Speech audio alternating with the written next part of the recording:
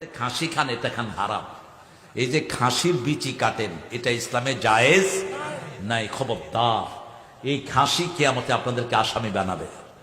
আপনারা একটা ছাগলের প্রজনন শক্তি ধ্বংস করে দিচ্ছেন। কোথায় পেয়েছেন আপনারা এটা? এটা কোন পাগলে চালু করেছে এই উপমহাদেশে? ভিডিওটিতে আপনারা দেখতে পেলেন যে উনি বলেছেন খাসির গোস্ত খাওয়া নাকি হারাম।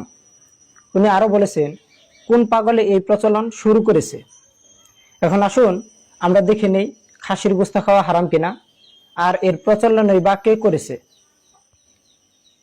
জাবের বিন আব্দুল্লাহ রাদিয়াল্লাহু তাআলা আনহু থেকে বর্ণিত, তিনি বলেন রাসূল সাল্লাল্লাহু আলাইহি ওয়াসাল্লাম জবেহের দিন অর্থাৎ কুরবানির দিন দুটি শিংওয়ালা সাদা কালো রং বিশিষ্ট খাসি করা বকরি দ্বারা কুরবানি করেছেন।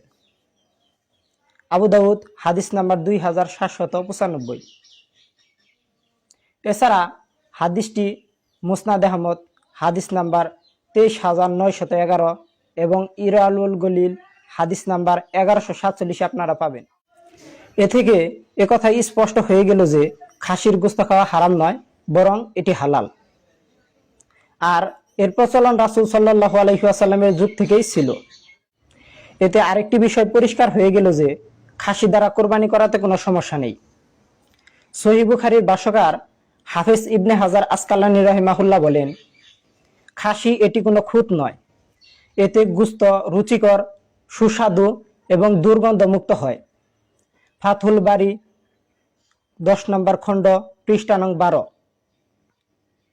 ইবনে কুদামা রহিমাহুল্লাহ বলেন, কুরবানির জন্য খাসি যথেষ্ট, কেননা রাসূল সাল্লাল্লাহু আলাইহি ওয়াসাল্লাম খাসি দ্বারা কুরবানি করেছেন।